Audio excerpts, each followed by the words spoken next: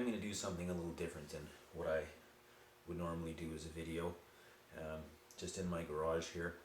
And I've been going through some kit stuff, some gear, and doing some maintenance and getting things cleaned up and squared away. Getting ready to get out and have some more adventures and that kind of thing. This is actually a video I've wanted to do for a long time, but I've been kind of chicken, a little bit scared, I guess you'd say. The subject matter is so polarized, you know, people love it or hate it. And I was afraid that I would perhaps offend the sensitive people out there that are purists and don't like subject matter, and I'm not afraid of that anymore. I don't know why, but so I'm going to do this video, and it's going to be fun for me to do, and hopefully it'll be fun for you to watch. It's going to be all about guns. I'm going to parade a bunch of them across here in front of you. If you aren't interested in guns or you don't like them, then this video is not for you, but please stick around because we'll get back to adventures right away. And if you do like guns, let's get to this and have some fun. I live in Canada, of course, so some of the things that I have here and some of the reasons why I carry them is going to be different than why you'd carry them. What I want to sort of get to today is specifically about either wilderness survival, which would be, say you're out canoeing and your canoe got damaged and you're stuck on the bank of a river somewhere for a few days until help could get to you or whatever, you can make your way out. So there's that, or another one which is possibly just a romantic idea that I have is that you might put yourself into an extended wilderness situation. Like say you wanted to, well, this is one personally for myself, say I wanted to kayak a long distance and it would take weeks, right? And the idea of having a gun in that situation would be that it's also to help you cover distance without having to resupply. You know, perhaps you could set up in a camp situation for several days and forage, do your own resupplying with fishing and hunting and that kind of thing. And you know, that's a debatable thing whether that can be done or not. Of course it can. There's people that have done it a lot. And so I like to keep that in the back of my head.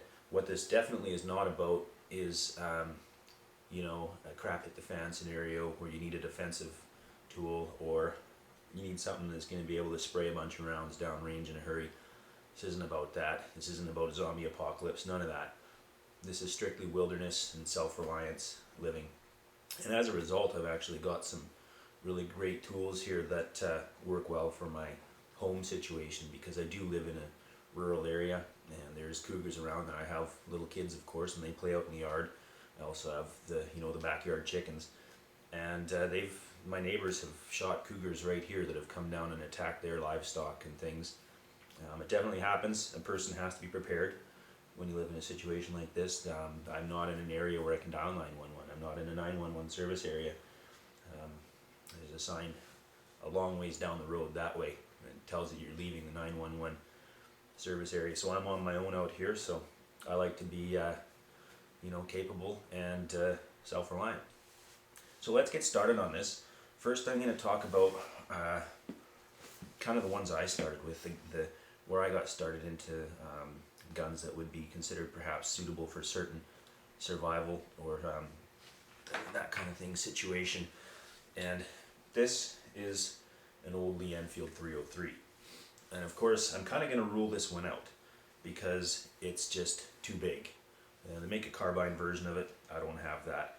But I started out with hunting with my dad's old 303, which was very similar to this, and it was very effective. The ballistics on a 303 is quite similar to a 30-06, a little bit less, but very capable. And it's taken a lot of moose in Canada, so it's famous for that. But overall, just too big. It's not something that I would carry with me unless I was specifically going into bear country or that type of situation where I wanted a full-size rifle. And then when you get into dangerous game, that's just the beginning of the size of caliber you'd need. And this is my standard hunting rifle. Again, it's in the same role as that. This is a 30-06 Remington Model 700. But unless you have your vehicle or you're specifically out hunting a certain animal, such as you know, moose or elk or whatever, those ones are basically ruled out as survival. guns in my opinion, but they're quite handy for keeping yourself fed and for taking care of, like say there was a cougar around my property, definitely I'd call on something like that if there was any kind of range and there was any kind of concern. So my evolution from that kind of thing moved into then larger calibers but still smaller type of firearms, right? So I've had several of these over the years. Winchester Model 94. This one happens to be the Trapper model with the 16.25-inch barrel, and it's in 30-30. So that also is a very capable rifle, very packable. Still a little bit on the heavy side, and the ammunition is actually not all that compact either. So this could definitely take care of a lot of roles, especially around a homestead or something like that, or in a cabin. You know, like if you're in a cabin for an extended period of time, this would be a useful thing. But as a survival tool, it's not something you're going to carry, you know, if you're backpacking or, you know, lightweight in the kayak or whatever. It's just too much. So I looked into other options down the road, and that would be going with lighter ammunition. Here we have the 223, of course, and that got me into Mini 14s. Right? Here in Canada, AR-15s are considered the same as handguns. You can own them, but you can only have them at your home and take them to the gun range. There's no such thing as carrying an AR-15 in the bush. This, however, for some reason is acceptable. I can carry this with me. But again, that gets into a fairly heavy firearm.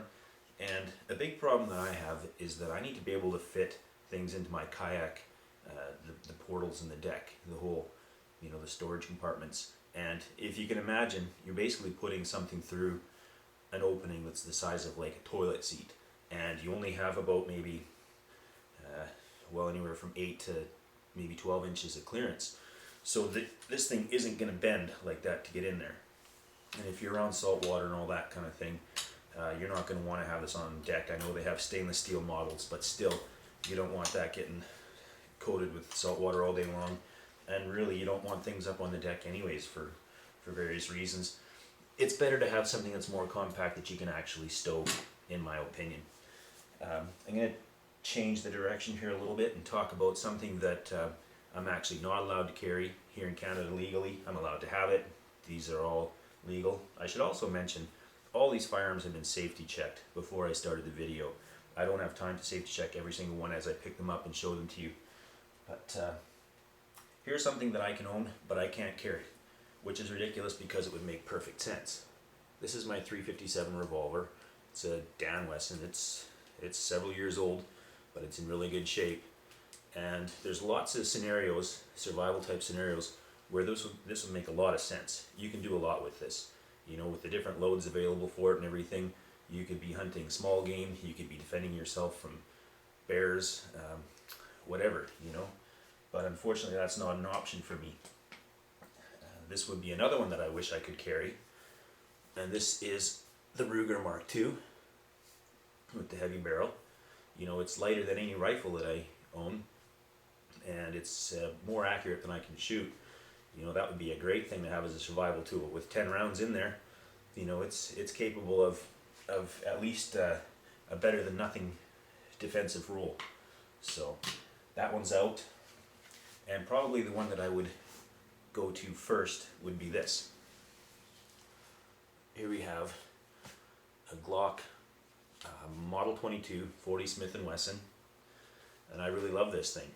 This is a great firearm, and I understand that you know, here in Canada they don't want people carrying these things around in towns and cities and that kind of thing, but it kind of boggles my mind why you can't carry something like this out in the woods, you know, safely and legally. It's just, it would be the ideal place. So I don't understand how a law can be made for a person in a major metropolitan area and it applies to the same guy that's, you know, just south of the Alaska border and, you know, lives in a remote area. But it is what it is. There's not that much I can do about it, at least not in the immediate time. Okay, so anyways, the smaller caliber, the 223, I decided I liked that. I have various reasons for that. I don't really want to get into it, but I have reasons why I like 223, and I wanted takedown capability. So in a moment of weakness, I bought this. It is, the New England Firearms single shot 223 with a heavy barrel, and this one is called the Survivor. So it's got the thumb hole stock on it here. It's kind of a neat looking gun, but it is heavy. This thing is so heavy for a single shot, and especially something that you want to have with you for a survival role. No, if you're only going to be making a couple shots, and really the distance isn't going to be all that much, this barrel is just too much. And yeah, for such a small caliber, it just makes no sense. And plus the fact that it doesn't even have iron sights. Not long after I bought that one, I ruled it out as a survival weapon. That one's dedicated to target shooting, more or less. But I did go out and get another one anyways, and this one is the New England Firearms ultralight model, also in 223. Again, that's a debatable caliber, but I love it. The only thing that I wish was different about this one is that it had some iron sights, so I'm gonna have to do something about that one day. I've added a little option on here to carry a little bit of extra ammo, and actually have some first aid stuff in that thing. But yeah, that's a really good option. So that's one that I would keep in the possible pile, depending on where I'm going and what I'm doing. You know how they work, they come apart into 3 pieces, so it's easy to stow into the portal on a kayak, and it would also be perfect for backpacking and that kind of thing too. So that's an option if a person wanted to go the rifle route. The next option that I'm going to look at here is probably something everyone's wondering why I didn't consider first, and that'll be this guy. This is an AR-7. The entire rifle and action and everything is stored away here in the buttstock, and it all puts together, weighs 2.5 pounds, and yeah, it's 22. I never liked it right from the start. It felt too fragile. Accuracy was fine. Reliability was mediocre at best. And I know that they've retooled this and they've made a new version of it, but for my personal preferences, I just felt it was too frail. If you're going to be carrying it, you're going to want to have it out in the ready position, and I felt like I could take the thing and just break it over my knee. The barrel is a steel-lined plastic barrel, and yeah, the pieces are largely stamped steel, and just I like to think that a better choice would be a more robust rifle. So that gets me into the 22s, which I've also gone through fairly thoroughly in my evolution here. I'm sure everyone has one of these in their collection, the Ruger 1022. This is an old standard, and this is a good option for a survival gun. Definitely put that one through the ringer. I've owned several.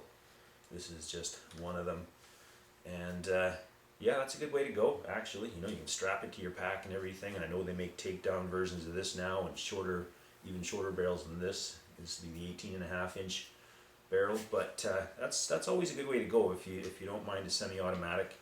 I don't think it's necessary to have the fast follow-up shots as that, but it's an option for sure. I went a different route. This is probably my primary go-to gun. You've seen this one before. This is my ridiculous 13-inch barrel 22. Bolt action, 10 rounds. Here in Canada, that is legal from the factory. And in other places, I'm sure it's not. But here it is. So the good thing about this is we do have iron sights, and I've added the scope as well because that helps with my eyesight. It's not perfect. So that helps during the day, and especially when the light starts to get low. This thing's been good, reliable. I don't have to worry about if the action's going to cycle. That's all up to me. And here's something interesting. When you compare the folded down Ruger 1022 to the short barreled rifle, there's only a matter of maybe about 3 inches difference in length. So what I've got here is something that's ready to go all the time. You know, I don't have to fold anything out, I don't have to do anything to it. It's just a nice compact overall carrying package, and it's easy to stow. So for me, this is my primary survival tool of choice. So I'm sure other people would debate that and have different theories. In fact, let's look at that. Right now, a very popular option is something like this, the single shot 12 gauge. That is definitely a good way to go. This one's kind of an old clunker. I picked it up at a gun show for $75, and I think I got a really good deal. It's solid, it hasn't missed a beat, and I've put quite a few rounds through it. But the best thing about this, check this out. No tools required, and it's disassembled. And the whole thing is short enough that it'll stow anywhere. Backpack, you name it, it's perfect. This is definitely top of the list of wilderness survival guns. Especially the fact that it doesn't need any tools to disassemble. This is right up there, especially if you're going to be going into bear country or anything like that. I don't take the same thing with me every time. I choose mission specific tools. So that's in there. Just thought I'd throw that in there for interest's sake. Since we're looking at shotguns, I'll show some others that are survival options for me here. These are ones that I've just gone through in the process.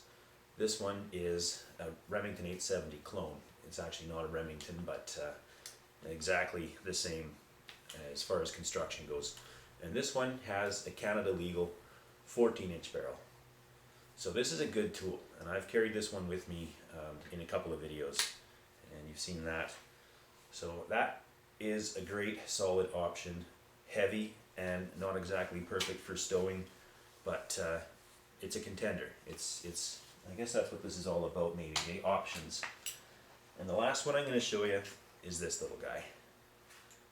This will be the one that I stow in my wife's kayak when we go out on long trips, because I think everybody should be carrying all their survival equipment with them, and as much as you can on your person.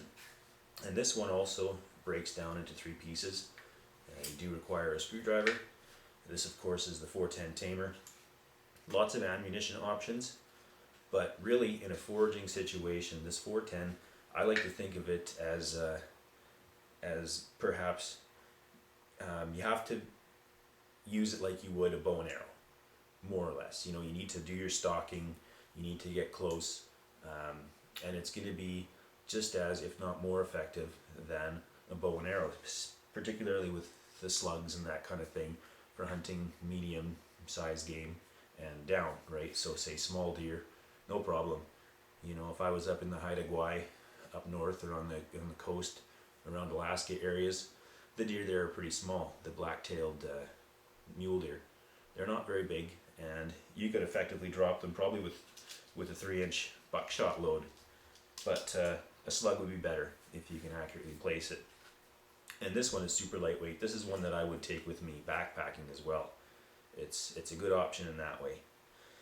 So anyways, now you know what my thought process is on this, and the evolution I've gone through. I'm definitely not a gun nut, but I'm the kind of guy that when I buy a gun, I don't like to get rid of it. It just goes into the safe.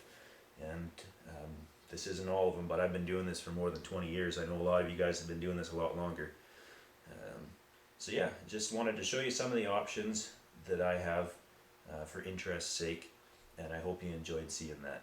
And we'll get back to outdoor adventures very soon. Thanks for watching.